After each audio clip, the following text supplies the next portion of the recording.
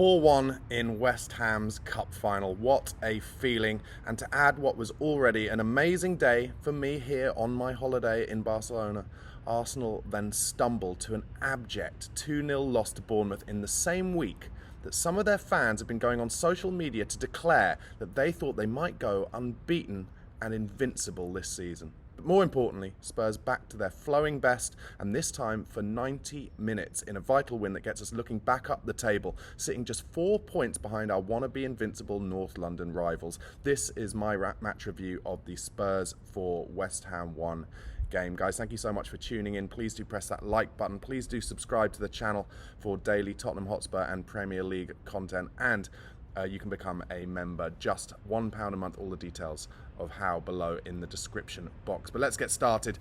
Tottenham 4, West Ham 1. I watched it with the Barcelona Spurs boys in an Irish boozer here. It was really good fun. Thank you so much for having me. I really appreciate it. And just a joy, wasn't it, for Tottenham to get back, like I said, to our flowing, attacking, front-footed, aggressive best.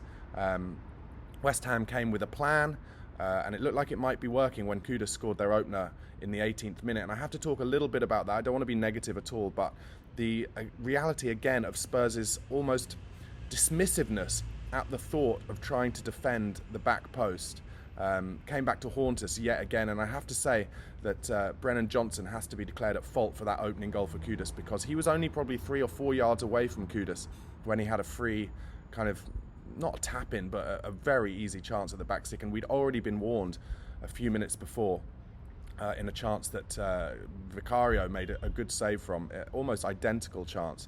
And Tottenham just have to learn. We have to defend that back post better, otherwise teams will continue to score goals against us there. But that's probably the only negative in a game that really turned out to be a bit of a sing-along for the Spurs fans, and a joyful watch, certainly for me, with Barcelona Spurs. The goals were scored, as I said, by Kudus in the 18th minute. Decky Kulusevski equalised 36, and then we went on to score 3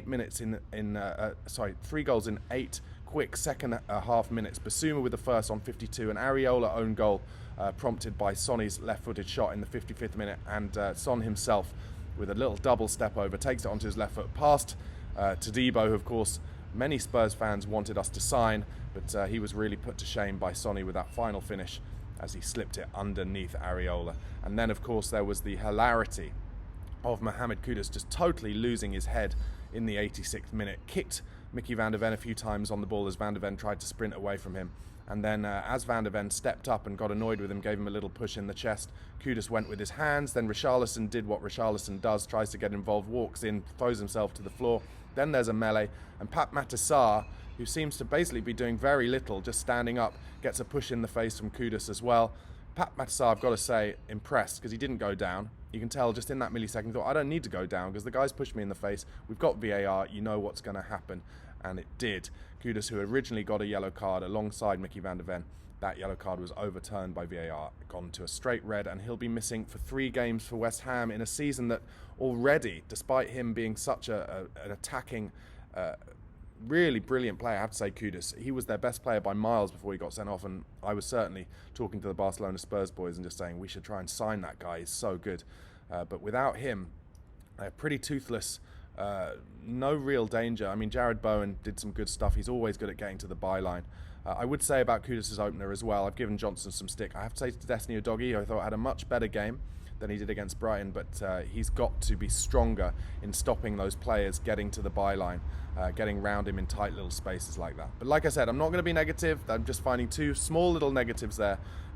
Importantly, Tottenham now up to 7th place in the Premier League. As I mentioned at the top, only 4 points behind Arsenal, who, let's face it, their fans have been absolutely, digging Spurs out and telling everyone how Arsenal are going to win the league. It's their season. Like I said, they might go invincible, and yet they go to Bournemouth and totally abject. And Saliba gets sent off, so he'll be missing for a game as well. And it just shows the Premier League incredibly difficult. Anything can happen. Just need to put together a run of form, Tottenham Hotspur, and we'll be there or thereabouts. I personally think about yesterday's game. Although we gave West Ham a good beating, 4-1, we could have scored maybe 7 or 8 against them yesterday. I think we took our foot off the gas a little bit after we scored those 3 second half goals in 8 minutes. And actually, if we'd really put the hammer down, we could have made this a proper statement win. I'm still waiting for Ange's big statement win where I think we will score like 7 or 8 or 9 goals against someone. And yesterday could have been the day because West Ham were down on their haunches. We had our foot on their throat and we let them off a little bit. But maybe there was a little bit of thinking, let's not go too gung-ho after what happened against Brighton where we conceded a goal and then really surrendered the initiative and the momentum and let them get back in it. So maybe there was a little bit of feeling in Spurs' players, let's just keep it calm, toy with them a little bit, play the ball around, and also obviously we've got the AZ Alkmaar game on Thursday night, which I'll also be in Barcelona for, but hoping to get you a match review the day after. I'm hoping to come back into town and watch it with the Barcelona Spurs as well. Obviously, the first half, Tottenham had control of the game, as you'd expect. They had possession of the ball. But every time West Ham got into our box, they did look dangerous, especially with those balls cut back from the byline to the back post. But Tottenham, had possession, were making chances, decent chances. Sonny had one great effort where he really dummied to his left and sent the defender for a hot dog and then tried to bend it round into the far left-hand corner with his right foot, which was just wide. But we weren't cutting West Ham open by any means, but it was vital that we got that equaliser on the 38th minute. Deki Kulusevski, who found himself out on the right, which of course, he's playing central these days, but he found himself some space, drove in, and the goal really reminded me of one of his early goals when he was playing under Conte in his first 10 games for Spurs against Leeds at Ellen Road, where he cut in from the right. Defenders at that point didn't really know what he was doing when he was cutting in from the right, and we all expected him, I think, to shape it into the far left-hand corner, but instead he gave the keeper the eyes and whipped it with his instep into the bottom left. Keeper arguably could have done better. You don't like to be beaten at your near post, but it came through bodies, and Kulusevski put enough power on it. He's got a rasping shot when he hits it with his laces. And that's what he did, and it went in off both posts. It was a little bit of a worrying second or so as we wondered if it was going to drop in, but it did, and that was vital, and then gave Spurs the platform in the second half once. And this is probably one of the most important moments of the game, and possibly of it might be a big change in our season actually, because at half-time, despite us drawing 1-1 and having most of the play, Big Ange spotted that we were not quite strong enough in central midfield, and that was because we were playing the 2-8s in Kulusevski and Maddison was getting caught ahead of the ball a little too much for Postecoglou's liking. So he brought Maddison off at half-time and brought on Pape Matar Sarr to give a little bit more legs in the engine room. And it was only, I think, 7 minutes after that we had that 8-minute spell where we scored 3 goals. Pape Matar Sarr doing a lot of hard work in the middle, breaking play up, getting us on the transition. And you've got to say, the reason why I say it could be a big important part in our season is because Ange Postecoglou's been getting a lot of stick for A, not making substitutions early enough, and B, not seeing when there's time in the game to be a little bit more pragmatic and to fight fire with fire in terms of physicality rather than going just for the attacking option. And you could arguably say that Big Ange Postecoglou's substitution at halftime yesterday was a defensive substitution. Pape Matar Sarr on for James Maddison. If you look at it as a neutral, certainly you'd say that is a defensive substitution, and Postecoglou has been holding fire pretty hard that he's not going to be defensive, he'll always go more attacking, but this time he was more pragmatic, and we scored 3 goals in 8 minutes pretty soon afterwards. What I would say is I think James Maddison will be having a bit of a look at himself this morning, and wondering, what he's going to need to do going forward to make sure that he doesn't get pulled off by Ange Postecoglou, that's what she said, early, because he is now behind Deki Kulusevski in the pecking order as the 8 or 10, and rightly so, because Kulusevski, unbelievable performance again. He's been our best player this season, and it was his best performance. He was the best player on the pitch by a long way yesterday, and Maddison has to up it again. He's had a good season, I don't think he's been bad, but he has to up it again and make sure that he's irreplaceable in those teams, and make sure that he doesn't get caught ahead of the ball, even at home in a game against West Ham where they're playing a mid to low block. He's got to know that on transition it's vital that he gets back behind the ball and works hard. I gave a little bit of a stick to Destiny Udogie at the beginning of the video for being a little bit lightweight, letting Jared Bowen get to the byline, but he did get his assist for Basuma's goal for our second. And he made a wonderful run for that to the byline, beautifully found, I think, by Sonny with the outside of his boot. And then Udogie did the right thing. He could have just bashed it across the front of the goal, but he didn't. He turned and he found Bissouma, who did the right thing himself by just trying to keep it down. The ball coming towards him, he could easily have lashed it over the bar, but he didn't. Side-footed it, kept it down, went through bodies, no chance for the keeper. I want to give some credit to Dominic Solanke as well. Another tireless performance. Just pressing, no real chances were made for him, but he presses, he links up the play well, he holds it up beautifully, and those chances will come. There was one where, I can't remember who had the shot, but hit it really well, and the keeper, Areola, actually made a wonderful save, and it looked like it might spill from him, and Solanke was right there. He's a real fox in the box. He sniffs out those possibilities of rebound chances, and that's where he will get a lot of goals. And as games go on, and I think this is something we could have done yesterday, as I mentioned, I think we will make him chances as teams have to come at us when they're losing to us. But yesterday we didn't, like I said, we didn't really put our foot properly down on the throat of West Ham, and as a result Solanke didn't really get any one-on-ones or get in behind, but I thought it was another tireless performance from him.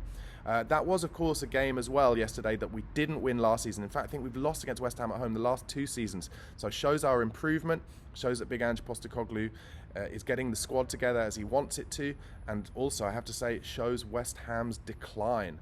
They were horrible after we got the equaliser yesterday. They look like a complete lack of belief. It looks like they don't know what kind of style and system they're supposed to play for Lopetegui. And as ever, you know, I've said it before about West Ham, be careful what you wish for. They wanted Moyes out. They weren't happy with the style of play, but as has been proven before when they got rid of David Moyes, they're really struggling at the moment, and West Ham fans are not happy. They're not blaming a change of manager. They're now suggesting that the club are not spending enough money or not getting the manager the players he wants. But yeah, it was poor from them. I'm going to give just bring out a few of the quotes we got from Ange after the game yesterday, and some of the other news from some of the players. He was asked, Ange Postecoglou, about the tactical change to take James Maddison off. He said, "I just felt West Ham ask you certain questions in midfield areas, and I felt Pape's running power would help us in the second half. They obviously worked hard in the first half, and I thought he could give us some real energy. I thought he did really well, and he gave us a platform to really threaten every time we went forward, and we were clinical in our football." He also talked a little bit about Brennan Johnson, and this seems to me like a little shot from Big Ange Postecoglou trying to keep Johnson's confidence right up. And one of the things I liked about Brennan Johnson's performance yesterday, particularly in the first half actually, he was trying to take players on in a way that he doesn't usually. It shows how high his confidence was. He was really trying to beat players, and it wasn't quite coming off for him, but I liked the confidence. Ange Postecoglou said to him, said about him, "I mentioned to the lads, I know Brennan Johnson didn't score today, but I thought that was his best performance for us with the amount of work he did to help out Pedro Porro and help out the team in a defensive capacity and still be a threat going the other way. That is the stuff we have to keep focusing on, so what happened at Brighton doesn't happen again, and the players understand whatever good things emerge from our football, the foundation is players doing some of the other things which are just as important." And I completely agree. He's talking about the defensive side of the game, the ugly side of the game, the doggy runs, the working backwards. And I said it at the top of this video, Johnson, he'll be unhappy that he wasn't closer to Kudus for that opening goal, and he will learn from that. And this is what Ange is now drumming into them. Yes, we're beautiful going forward, and we score more goals than pretty much anybody going forward, and we're basically incredibly difficult to defend against. But if we don't do the work the other way, then those benefits will not come our way. And for all of the goals that we're scoring, it won't mean anything if games like Brighton happen regularly, where we let momentum shift and we get turned over with 3 goals scored against us in a row. Yves Bissouma, I thought, had a good game yesterday. He obviously came in for Rodrigo Bentancur, who had been playing well but had a bit of an average game against Brighton. And Bissouma came in, he scored that goal, obviously, did well with that. 36 out of 39 passes completed, 1 chance created, 6 passes into the final third, 4 out of 5 tackles won, 4 clearances, 3 headed clearances, 3 ball recoveries, 7 out of 12 ground duels won, 2 fouls won, and no fouls committed. I'll say this again because I was saying it to the Barcelona Spurs boys while we were watching the game yesterday. The thing that's slightly frustrating about Bissouma is he does the hard work so easily. The hard work, the instinctive stuff comes to him completely naturally. But sometimes when he's got a bit too much time on the ball and he has to think and he just has to do something easy, he lets a 5-yard pass get away from him, or he lets his control get away from him. I think he had a good game, I really do. and I'm sure he'll keep his place for Palace away, which is our next Premier League game next weekend. But I would have thought that Bentancur will come back in against AZ Alkmaar, and it's good actually to have the two of them switching and to keep their energy up for either the Europa League games or the Premier League games, because as Yves Bissouma said actually in an interview he did after the game, I think with Spurs' social media channel, the role as a number 6 in this Spurs team is knackering, it's exhausting, and it's hard. He said it's hard work. So to keep those players' energies up will be important, and I think Archie Gray will have a lot of minutes to start playing too, potentially, and maybe Bergvall too, because it's likely that Bentancur will get that suspension sometime soon, and that is where Archie Gray may get more minutes, certainly in the Europa League, in that number 6 position. Decky Kulusevski, who I mentioned at the top, I thought was man of the match. He got given man of the match, I think, by TNT Sports. His stats were 1 goal, of course, 29 out of 35 passes completed, 2 chances created, 4 passes into the final third, all 3 of his attempted tackles won, 8 ball recoveries, 8 out of 14 ground duels won, and 3 fouls won. Another fantastic performance. He is, I think, playing his way, if he stays injury-free, he's playing his way into becoming maybe potentially one of Tottenham's next superstars. He's so strong on the ball, he's got such incredible balance. People just bounce off him. He's got that low centre of gravity, that big butt that people cannot get near him. He can turn one way or the other. His first touch on the half turn at the moment, where he's beating 2 players at a time in that very busy midfield area, he's just becoming incredibly difficult to defend against, and scored a goal yesterday, got an assist. He's getting assists. If he adds more of those into his play, you'll start seeing other fans of other clubs, you'll start seeing the pundits rave about him, and he will become a superstar for Spurs. He's only, 23, 24, he's just become the captain of his country, and when you listen to him in interviews after the game, he said, this is the way Spurs play, this is Tottenham. He's getting that kind of, and actually credit here to Yori, who comes on my channel and who I talk to on We Are Tottenham TV. He said it to me, he's getting this kind of Zlatan Ibrahimovic kind of arrogance, which isn't a bad thing. When you say arrogance, you think it's a negative, but when it comes with a football player, the arrogance of I'm the best player on the park, you cannot get the ball off me, I'm gonna do things that are gonna kill your team. Decky is getting into that mode with his attitude and his personality at the moment. I love him. He's ice cold, he's steely-eyed, and what's really good for Spurs, I think, is he's been at a massive club. He's been to Juventus. He had his chance there. It didn't work out. It was too young, and they let him go cheaply, and that will have steeled him to be like, I'm going to show you, and I'm going to build my career at Tottenham Hotspur. I think this is a good time for Daniel Levy to give, I keep calling him Zlatan, to give Decky Kulusevski a new contract, just like he just gave Jed Spence a new contract, and we can start building our team around Decky Kulusevski. Say to him, okay, you've proven to me, Big Ange, that you are the right player to play in this 8 or 10 role, whether or not we're playing another 8-10 alongside you, or a 6 and an 8 and you play as the 10. We're going to build our team around you, because you've got the strength, you've got the drive, you've got the ability, and you've got the aggression to be the most important player in this team. And just so impressed with his play yesterday again, Kulusevski, and it's been the brightest part of our season so far, that Kulusevski has grown and we've seen exactly where his best position is. Finally, before I leave, guys, thank you of course for watching so far. I just do want to mention Timo Werner. I love Timo Werner. I like him as a personality, as a guy, but I feel for him. He had another problematic cameo off the bench yesterday. It's almost like, for me, maybe he's so nervous because he's lost his confidence that he plays worse at home almost than he has away. His last few games away from home, I thought he did okay. He did all right against Brighton, I thought. He was beating his man in the first half easily, but the ball was just bouncing off him when he came on off the bench yesterday, and some unfortunate lack of control, just letting the ball roll off the side of the pitch. And I really felt for him. He's really, some of the podcasts, the Spurs podcasts I listened to last week, were suggesting maybe his loan deal should end in January, and he's playing his way towards that. I don't know if that's a possibility, that they've got that in the contract, but as Wilson Odobert gets back towards fitness, and obviously Sonny came back yesterday and looked fresher than I've seen Sonny for a while. He scored that beautiful goal, and it was a delight to have him back, look really fresh, doing some tricks I haven't seen him do for a long time, like that, like I said at the top of the show, where he did that little feint to get his shot away. That's something we haven't seen from him for a long time, and he looked fresh, he looked raring to go, and maybe that few weeks off and not having to go on an international duty to Korea has helped him and allowed him to get a bit of energy back into his legs, because Sonny's been playing non-stop football for a long time for both Spurs and South Korea, and it was a joy to have him back. But now that he's back and Odebear is coming back to fitness, and obviously Mikey Moore is coming to the fray a little bit, it looks like Vernon might be pushed down to fourth choice, and I fear for him.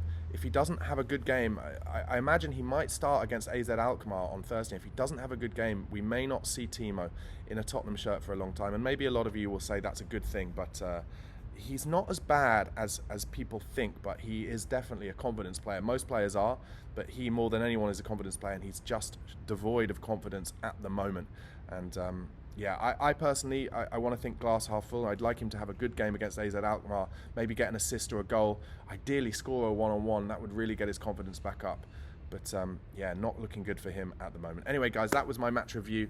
Really exciting that we beat West Ham so easily yesterday, and a 4-1 win takes us to that Palace away game after the AZ Alkmaar. Palace are in a little bit of trouble themselves. Glasner being talked about maybe being replaced by David Moyes.